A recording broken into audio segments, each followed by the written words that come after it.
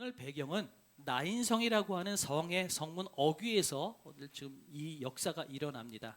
그런데 여러분, 나인성이라고 하는 이름은요, 히브리어로 나임 또는 나안이라고 하는 말에서 유래가 돼서요, 즐거운, 기쁜, 아름다운, 사랑스러운, 만족스러운, 하여튼 이 세상의 모든 좋은 말들을 다 붙인 것이 이 나인이라고 하는 뜻입니다.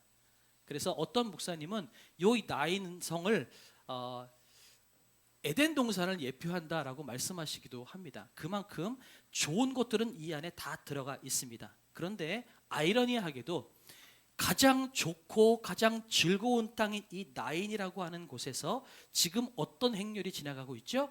죽음의 통곡 행렬이 지나가고 있다라는 거죠. 이것이 오늘 성경이 우리에게 주는 아이러니라고 하는 것입니다.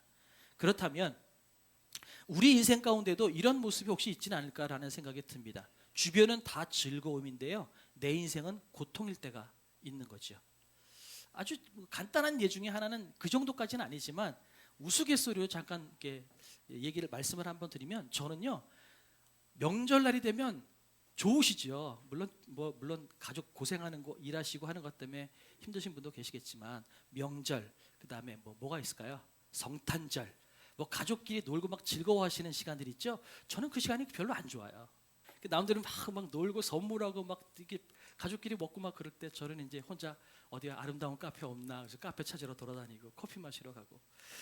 그러니까 무슨 말이냐면, 오히려 일상적일 때는 그나마 괜찮아요. 근데 환경이 좋을 때는 아픈 사람은 더 아파요. 이해가 되시죠? 무슨 말씀인지.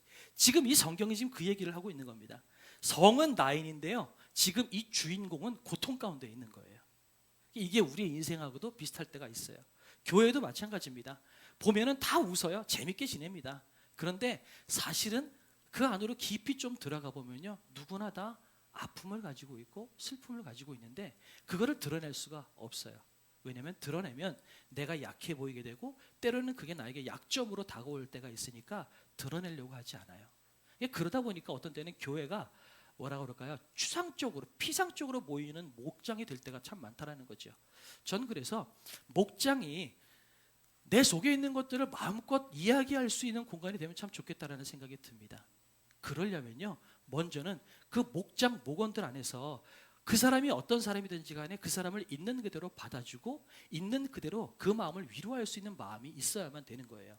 다시 말해서 너도 죄인이고 나도 죄인이다, 너도 약하고 나도 약하다, 그런 마음이 전제가 돼 있을 때 서로의 약함과 서로의 그 슬픔을 마음껏 공유할 수 있지 않을까라는 생각이 들어요.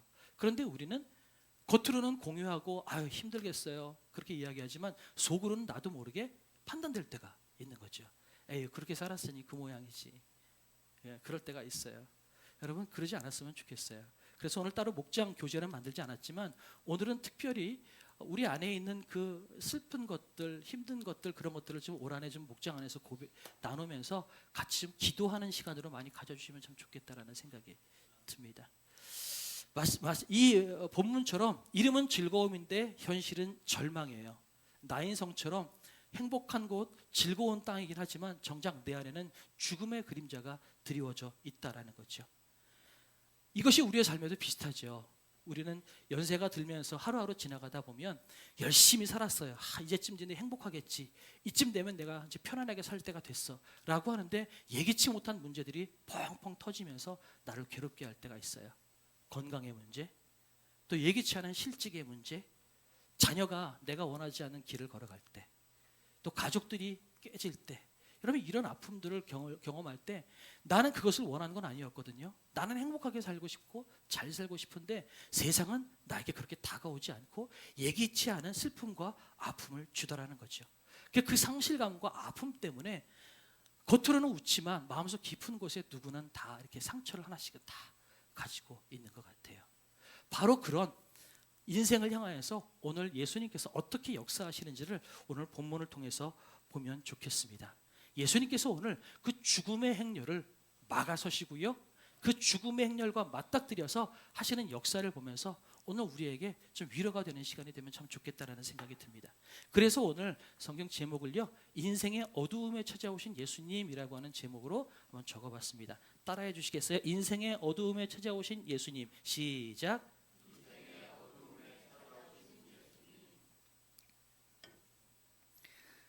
그 후에 예수께서 나인이라는 성으로 가실새 제자와 많은 무리가 동행하더니 성문 가까이 이르실 때 사람들이 한 죽은 자를 메고 나오니 이는 한 어머니의 독자요 그의 어머니는 과부라.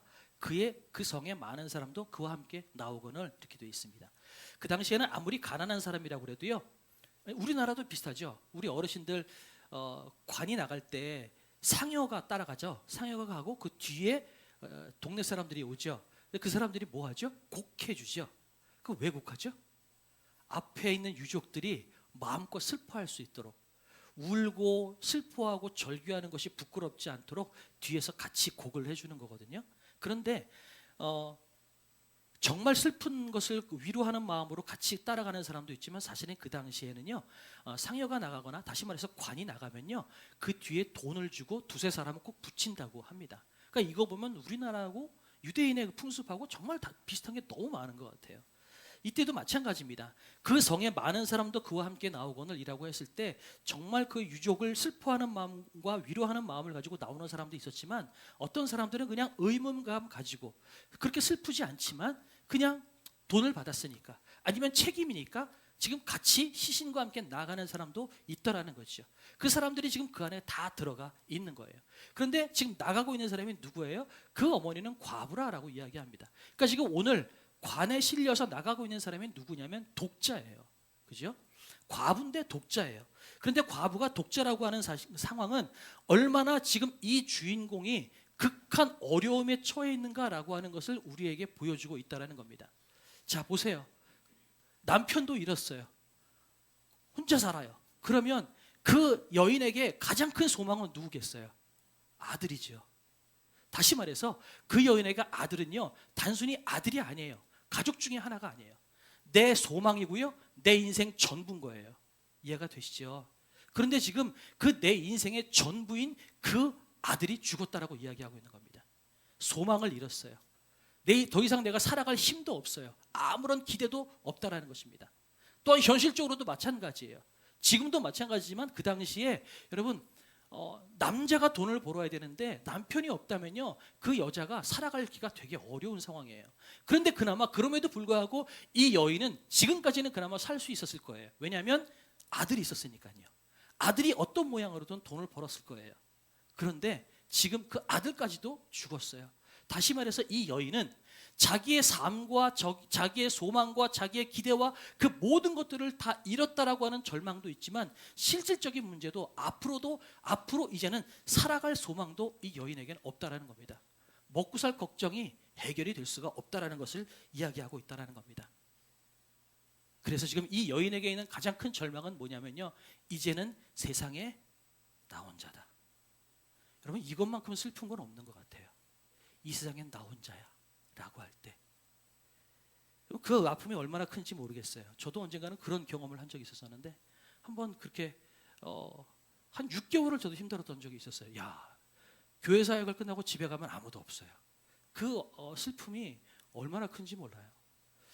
그렇게 나 혼자밖에 없다라고 하는 절망 가운데 무너져 있는 이 여인에게 오늘 예수님께서 찾아오고 계시는 거죠. 바로 이것이 오늘 본문의 자리입니다. 정말 열심히 살았어요. 발버둥 쳤는데 어느 순간 남편을 잃었네요. 그래도 용기 잃지 말아야지, 열심을 다해 살아야지, 힘든 힘을 다해 살았어요. 그래서 조금 자리가 잡히려고 하니까 어느 순간 아들마저 가져가 버린 거죠.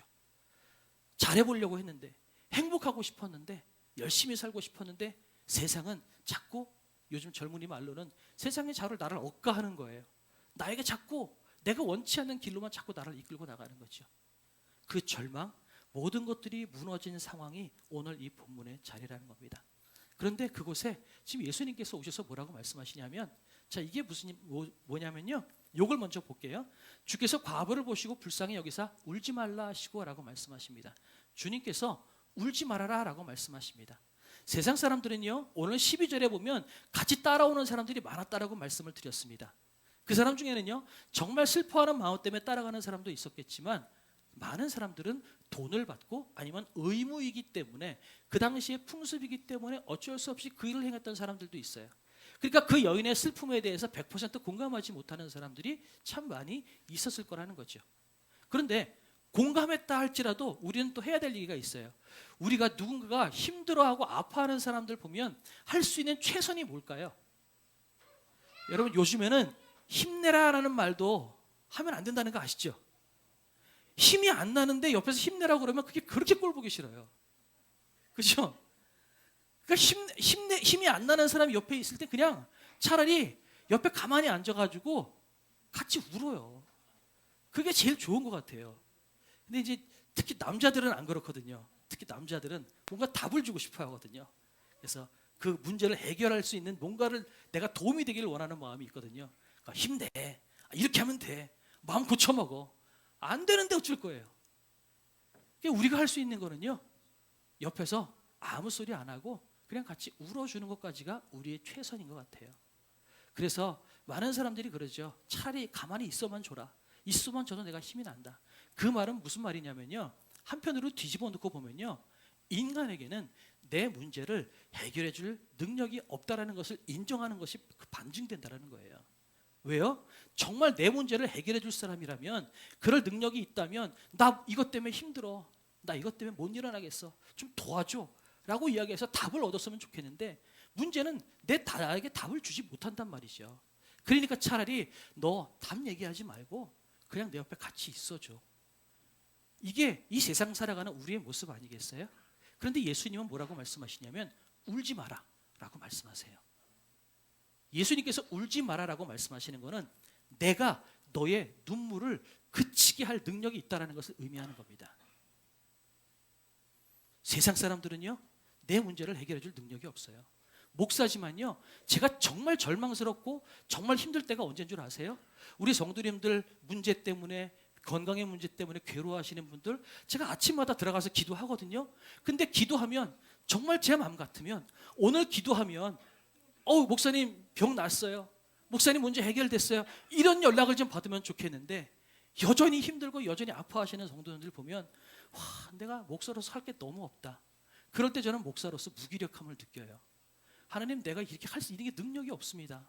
내가 성도님들 놓고 그렇게 기도해도 답도 없고 점점 힘들어지는 것만 놓고 보면, 하나님, 내가 할 수 있는 게 너무 없습니다. 이게 사람으로서 우리가 할 수 있는 것밖에 없다라는 거죠. 그런데 예수님은 그렇지 않대요. 예수님은 당당하게 말씀하세요. 울지 마라. 울지 마라. 이건 명령형이거든요. 다시 말해서 내가 너를 울지 않게 하겠다라는 말씀이에요. 예수님께서 우리의 눈물을 걷어주실 수 있는 분이심을 우리가 믿으시기 바랍니다. 그런데요, 아까 지도를 보여드렸죠? 여러분 보시면 잘 보이실지 모르겠지만 이게 갈릴리 호수예요. 근데 요 전까지 예수님은 어디 계셨냐면요, 가버나움에 있었어요. 요 지역이에요. 그러면 나인성은 어디게요? 여기예요. 나인성 바로 근처에 뭐가 있죠? 나사렛이 있어요. 제가 이걸 말씀을 왜 드리냐면, 지도를 가만히 봐도요, 여기는 뭔가 평지 같죠? 그죠? 여기는 뭔가 산지 같이 돼 있어요. 실제로 그래요. 나인성은요, 이 높은 산의 옆에 꼭대기가 아니라 비탈길에 성이 있습니다. 그러니까 가기가 그만큼 편한 동네는 아닌 거예요. 더군다나 지금 누가복음 4장에는요, 예수님께서 이미 나사렛에서 사역을 시작하셨어요. 이사야 말씀을 회당에서 읽어내시고 내가 이 일을 하러 왔다라고 예수님께서 말씀하시고 선포하시고 난 다음에 배척받으신 것이 누가복음 4장이에요. 그리고 난 다음에 예수님께서 내가 고향에서는 인정을 못 받네. 그리고 예수님께서 올라오셔서 이 게네사렛, 가버나움, 벳세다 여기를 계속해서 왔다 갔다 하시거든요. 그리고 난 다음에 예수님께서 이제 예루살렘으로 가시려면 어디로 가야 되냐면요, 요 평지를 따라서 이 밑으로 내려가시면 돼요. 그냥 쭉 내려가시면 돼요. 그런데 굳이 나인성으로 가셨어요. 여기가 가버나움에서 나인성까지는 한 40km가 돼요. 그 당시 사람 걸음으로 따지면 10시간에서 12시간 정도가 걸렸다고 합니다. 그런데 지도를 보면 왜 예수님께서 나인성을 가셨는지 이유가 없어요. 하나밖에 없어요. 뭐요? 여인을 위해서, 그 과부를 위해서 예수님은 가신 겁니다. 오늘 본문에 보면요, 13절에 주님께서 과부를 보시고 불쌍히 여기사라고 되어 있어요. 이 불쌍히 여기사라고 하는 단어는요, 원래 뜻은요 스플랑크니조마이라고 하는 단어인데요, 창자가 끊어지는 고통이다라고 하는 의미예요. 그러니까 예수님께서 이 40km라는 거리를 걸어서 12시간 가까이 되는 거리를 굳이 가신 이유는요, 가실 이유가 없거든요. 굳이 가신 이유는요, 아들을 잃은 그 여인을 슬퍼하는 모습이 창자가 끊어질 정도로 예수님께 고통스러웠기 때문에 가신 거였어요. 우리는 이 세상을 살아가다 보면 가끔 힘들고 어려울 때는 예수님도 침묵하시는 것 같이 느껴질 때가 있어요. 세상에 나 혼자야. 아무도 내 고통 위로 못해. 아무도 다 이해 못해 라고 생각할 때가 있는 거죠. 그런데요, 예수님은 우리의 고통 때문에, 우리의 아픔 때문에 누구보다 고통스러워하시고 아파하시는 분이시라는 것을 성경이 우리에게 이야기하고 있는 겁니다. 그리고 그 아픔 때문에 예수님은 무려 12시간을 걸어서 그 여인 하나를 만나기 위해서, 그 여인의 소망을 회복시켜 주기 위해서 걸어가셨던 분이라는 것을 오늘 성경이 이야기하고 있다는 거죠. 예수님은요, 우리의 고통과 아픔을 외면하는 분이 아니시라는 겁니다. 누구보다 우리의 고통과 아픔에 절규하고 아파하시는 분이시라는 것을 우리가 믿었으면 좋겠어요. 그래서 우리가 힘들 때는 그렇게 이야기하죠. 예수님, 내가 아플 때 당신은 무엇입니까? 그냥 하늘 높은 곳에서 그냥 내 아픔을 보시면서 즐거워하십니까? 우린 그렇게 원망하고 기도할 때가 참 많죠. 어떤 때는 예수님 도와주십시오, 이렇게 기도할 만한 힘조차 나지 않을 때가 있어요. 오늘 성경도 보세요. 예수님을 만났을 때 이 나인성 과부는요, 예수님 날 좀 도와주세요라고 말하지 않아요. 기도할 힘도 없는 거죠. 아들을 잃은 슬픔에 절규하고 온몸에 진액을 쏟을 만큼 울고 울어서 아무것도 할 만한 힘이 없는 거예요. 그런데 그런 여인에게 예수님께서 다가가셔서 말을 거셨다라는 거죠. 우리도 마찬가지예요. 기도할 힘도 없어요. 어떤 때는 괴로워요. 말할 힘도 없어요. 그런데 그럴 때 이미 예수님은 우리의 슬픔과 아픔을 아시고 이미 10시간 전에 걸어오시기 시작하셨다라는 거예요. 그것이 예수님인 줄로 믿습니다. 우리의 인생에도 마찬가지입니다. 힘들고 어려울 때 우리는 예수님 왜 대답이 없으십니까? 왜 침묵하십니까? 그렇게 이야기하죠? 아니에요. 예수님은 여러분이 아파하시기 전에 이미 예수님은 여러분이 아플 것을 아시고 이미 걸음을 걸으시기 시작하셨다는 거죠. 그 주님께서 오늘 우리가 예배하는 그 예수님이라는 사실을 믿으셨으면 좋겠습니다.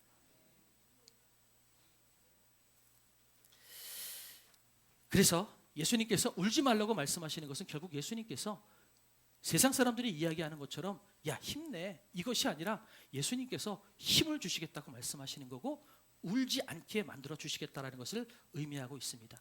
그렇게 말씀하시고 난 다음에 예수님은 바로 뭐라고 말씀하시냐면 관에다가 손을 대셨대요. 그 당시 유대인의 율법 가운데 죽은 자에게 손을 대면요, 그 사람이 어떻게 될까요? 손을 댄 사람도 부정해져요. 왜요? 그 당시에 죽었다라는 것은 죄 때문에 죽었다라는 인식이 있거든요. 다시 말해서 죽은 사람에게 손을 댔다는 것은 그 사람의 죄가 너희에게도 번졌다라는 것을 의미하는 겁니다. 부정해지는 거예요. 그런데 예수님은 그 관에 손을 대셨어요. 왜 그럴까요? 예수님은 죽음을 이기시는 분이시기 때문에 그렇다라는 거죠. 또한 우리가 제사법 배웠을 때 그런 거 있었죠. 내가 죄인이면 내가 누구 머리에 안수하죠? 짐승의 머리에 안수하죠. 그러면 내 죄가 누구에게로 간다고요? 짐승에게로 간다라고 그랬죠. 예수님께서 오늘 손을 얹으셨어요. 그건 뭐예요? 이 죽은 시신의 죄를 내가 감당하겠다는 의미가 들어가 있는 거예요. 예수님은 죽음을 감내하시고 슬픔을 감내하시고 소망 없음과 절망을 감내하시고 다 떠 안으시는 분이시라는 거죠.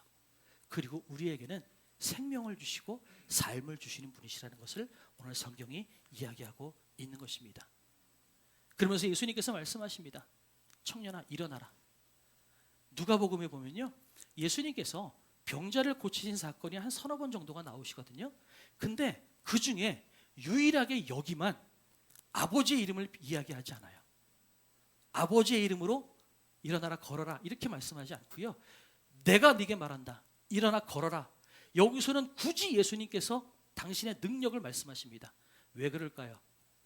그 말을 듣는 여인에게 내가 네 아들의 죽음을 회복시켜 주겠다, 내가 네 눈물을 걷어주겠다라고 하는 그 약속의 말씀을 여인에게 강조해 주시기 위해서 예수님께서는 내가 네게 말하노니 일어나라 라고 말씀하신다라는 거죠.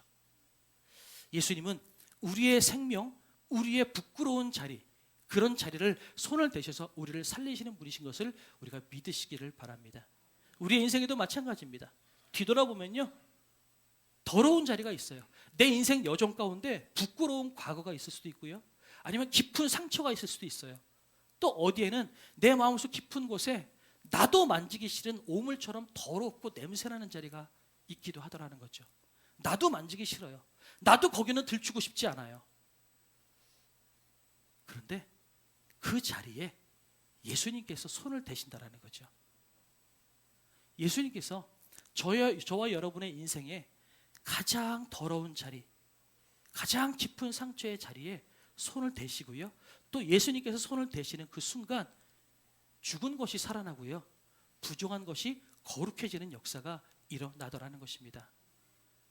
예수님께서 이미 여러분의 마음속 삶 가운데 손을 얹으셨고요, 앞으로도 예수님께서는 여러분의 삶 가운데 여러분이 부끄러워하는 자리, 여러분이 들춰내고 싶지 않은 자리에 손을 얹으셔서 반드시 그 자리를 싹이 트는 생명의 자리로 만드실 것을 여러분이 믿으시기 바랍니다.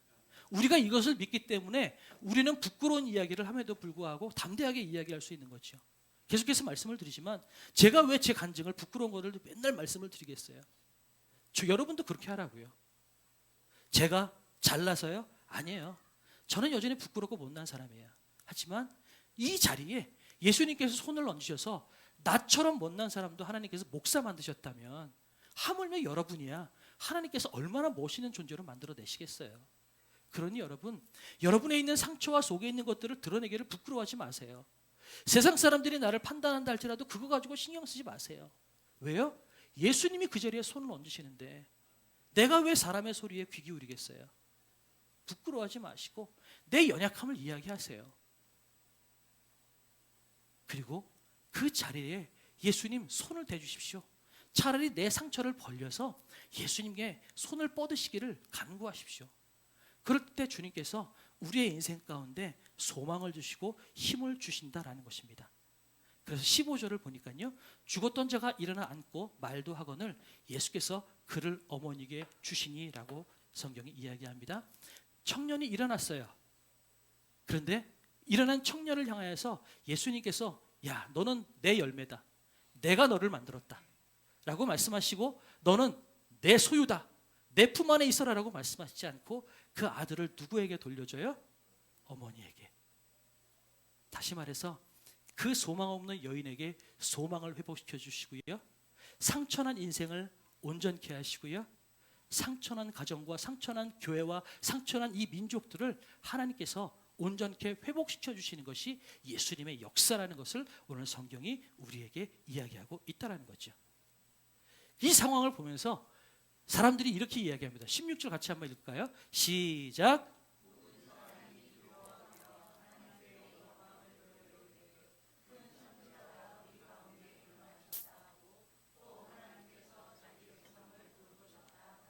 아멘. 여기서 백성들이 뭐라고 이야기하냐면 그 모습을 보면서 와, 하나님께서 우리를 돌보셨다라고 선포합니다. 돌보셨다라고 하는 이 표현은요, 에피스토캡토마이라고 하는 단어인데요, 이 뜻은 환자가 내진을 하는 겁니다. 여러분, 우리 어르신들 예전에 그 왕래하시는 병원 그 의사 선생님 계셨잖아요. 왕진 가방을 들고 여러분 집집마다 찾아가서 건강한지 아닌지 진찰해보고 건강하지 않으면 약을 처방하고 주사를 놔주는 이 왕진이, 이게 에피스토캡토마이라고 하는 뜻이에요.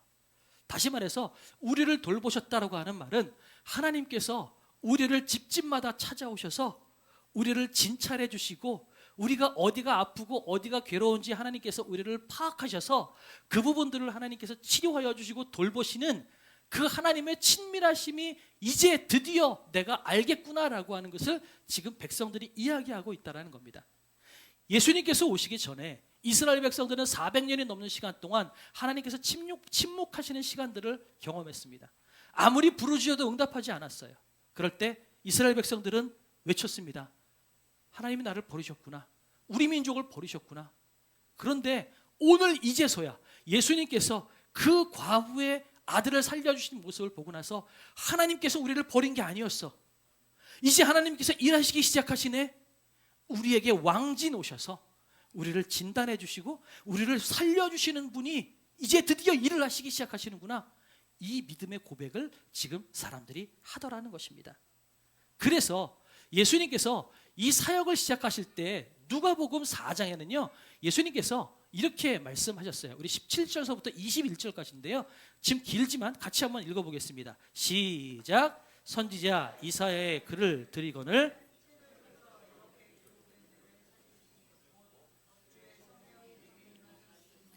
이는 가난한 자에게 복음을 전하게 하시려고 내게 기름을 부으시고 나를 보내사 포로된 자에게 자유를 눈먼 자에게 다시 보게 함을 전파하며 눌린 자를 자유롭게 하고 주의 은혜의 해를 전파하게 하려 하심이라 하였더라. 책을 덮어 그 맡은 자에게 주시고 앉으시니 회당에 있는 자들이 다 주목하여 보더라. 이에 예수께서 그들에게 말씀하시되 이 글이 오늘 너희 귀에 응하였느니라 하시니 아멘. 예수님께서 공생의 사역을 시작하시면서 회당에서 이사야 61장의 말씀 61장 1절, 2절, 3절의 말씀을 읽으시면서 뭐라고 말씀하시냐면 이제 이것이 응해야졌다. 이제 병자를 고치고 포로된 자가 자유되며 눈먼 자가 눈을 뜨고 슬픈 자가 기쁨을 찾는 역사가 일어났다라고 예수님께서 우리에게 말씀하고 계시는 것입니다. 마무리하도록 하겠습니다. 이 여인의 아들을 살려주신 이 모습은요 단순히 한 여인을 이야기하고 있는 것은 아닙니다. 왜냐하면요 누가복음은요 다른 어떤 성경보다도 더 환자와 병자를 고친 사건이 굉장히 많아요. 그래서 저는 이런 생각을 했어요. 왜 다른 데보다 더 많을까? 한편으로는 누가복음을 쓴 누가가 직업이 뭐예요? 의사잖아요. 의사기 때문에 병을 고치는 이야기를 더 많이 썼을까라고 생각하기도 합니다. 그것도 어느 정도 논리적으로 이해는 돼요. 그런데 한편으로는 이런 생각이 들어요. 예수님은 이 땅에 가난한 자, 낮은 자, 병자를 고치기 위해서 이 땅에 오셨고 그 일들을 이루고 있다는 것을 강조하시기 위해서 이 예수님의 치유 사역을 집중적으로 쓰신 것이 아닐까라는 생각이 듭니다. 예수님은요 우리를 외면치 않으시는 분이십니다. 우리가 그 사실을 믿었으면 좋겠습니다. 그래서 우리 인생 가운데 우리 경제적으로나 아니면 관계의 단절이나 영적인 침체나 예기치 못하는 사건 사고 때문에 우리가 눌려서 기도할 힘조차도 없는 그런 이 나인성 과부처럼 죽음의 행렬 같은 인생을 우리가 살아가고 있다면 오늘 이 시간에 우리에게 말씀하시는 음성을 들으시길 바랍니다. 예수님께서 우리에게 말씀하십니다. 울지 마라. 네 눈물의 의미를 내가 안다. 울지 마라. 내가 너를 씻어주마 라고 말씀하십니다. 가장 극단적인 사람의 힘으로 도저히 할 수 없는 죽음의 문제를 예수님께서 다루고 계시다는 것은 예수님께 하지 못할 것은 아무것도 없다라는 것을 오늘 우리에게 말씀하고 계시다라는 거죠. 우리 인생이 예기치 못한 일들 때문에 두렵고 힘드십니까? 그렇다면 여러분의 인생에 손을 얹으시는 그래서 상처나고 소망 없는 자리가 기쁨의 자리로 회복되어지는 그 예수님의 손을 여러분이 만지시고 예수님의 그 터치를 여러분이 느끼시기를 그래서 여러분의 인생이 변화되어지는 놀라운 역사가 일어나기를 주님의 이름으로 축복합니다. 그래서 앞으로 살아가면서 더 기도하십시오. 예수님 내게 오십시오. 나에게 손을 얹어주십시오. 더 그렇게 기도할 때 반드시 예수님께서 가장 좋은 때에 좋은 모습으로 여러분의 인생 가운데 해결하지 못할 문제가 없을 것을 여러분 믿음으로 나가시기를 바랍니다. 그럼 이제 여러분 중에 이런 분은 있으시겠죠. 아니 근데 과부라면 남편이 죽었다는 얘기인데 남편의 죽음의 문제는 해결 못 해준 거 아닙니까? 저는 이게 반골 기질이 있어가지고요 꼭 이런 본문을 보면 이런 생각이 들어요. 아니 다 해결해 준 건 아니네 이런 생각이 목사가 이러면 안 되는데 그죠?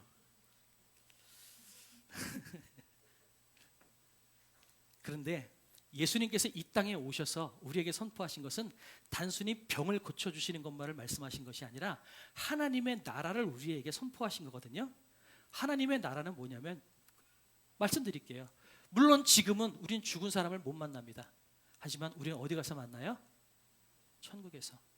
얼마 안 있으면 저도 가고 여러분도 가고 다 갑니다. 그럼 거기서 우리는 다시 만나게 될 거고요. 우리 잃어버린 가족들 거기서 다 만나게 될 겁니다. 언젠가 말씀드렸죠? 흰남노, 태풍 흰남노 때문에 포항에 많은 사람들이 수해로 죽었을 때 한 교회의 집사님 가정이 지하 주차장에 차가 무사한지 보려고 내려갔다가 중학생 아들을 잃었습니다. 그 집사님이 나중에 한동안은 거의 인생을 잃은, 소망을 잃은 것처럼 살아가다가 나중에는 하나님의 은혜로 소망을 오히려 되찾고 교회에서 간증하는 걸 제가 몇 번 말씀을 드렸어요. 그 집사님이 그렇게 간증했죠. 내가 한 명의 아들을 잃었지만 오히려 그것 때문에 나는 수없이 많은 그 또래의 아들을 얻었다고. 내가 그 많은 중학생들, 그 많은 청소년들을 위해서 내 인생을 바치겠노라고 하나님께 헌신한다고 그렇게 간증하는 영상을 제가 본 적이 있어요. 여러분, 이것입니다. 그래서 나에게 주는 슬픔은 슬픔으로 끝나는 것이 아니라 하나님께서 그 슬픔을 이기고 더 큰 소망을 갖게 하시고요, 더 나아가서 죽음의 문제는 우리가 영생을 누리며 저 하나님의 나라에서 다시 해오하고 만나고 기쁨을 나눌 그날을 소망하게 하더라는 것입니다. 예수님은 우리의 문제 어떤 것도 포기하지 않으십니다. 주님의 손 안에서 해결되지 못할 문제가 없음을 여러분 믿고요, 힘들고 어려울 때마다 목장에서 나누세요. 그리고 무엇보다 하나님께 기대하세요. 그럴 때 주님께서 찾아오실 것입니다. 그래서 오늘은 버스킹 전도에 있었을 때 같이 하셨던 분들은 많이 보셨겠지만, 제가 이 찬양 오늘 좀 같이 여러분께 들려드렸으면 좋겠다라는 생각이 들어서 오늘은 제가 먼저 찬양을 하고 그 다음에 같이 찬양하도록 하겠습니다.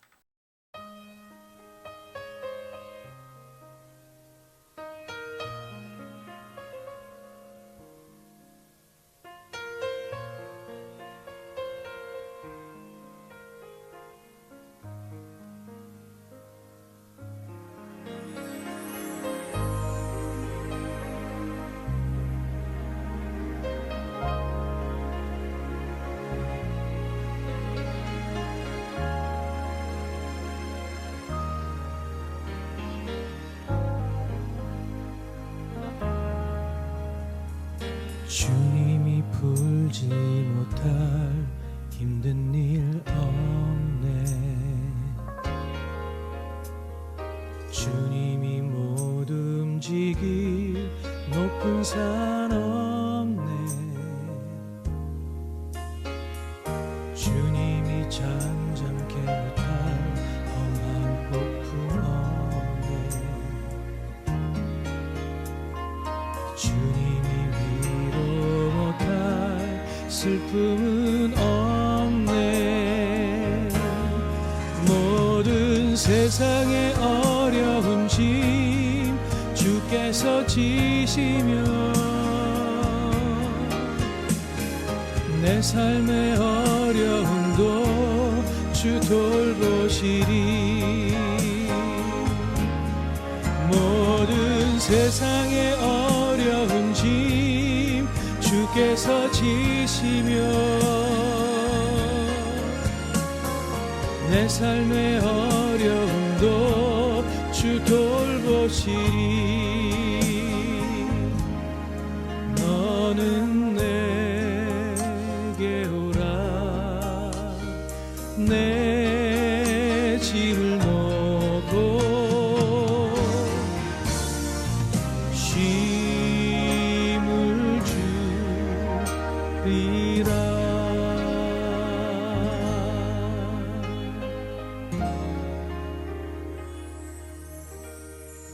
주님이 풀지 못할 힘든 일 없네. 주님이 못 움직일 높은 산 없네. 주님이 잠잠케 못할 험한 폭풍 없네.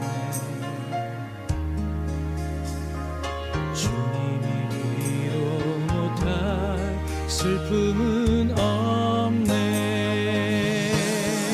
모든 세상의 어려운 짐 주께서 지시며 내 삶의 어려움도 주 돌보시니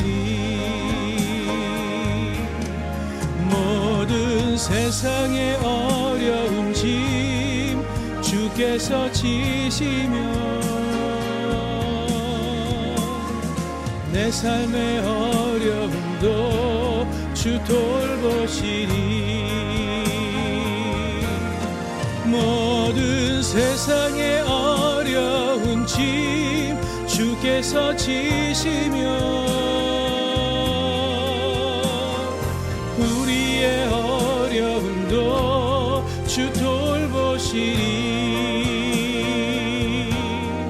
모든 세상의 어려운 짐 주께서 지시며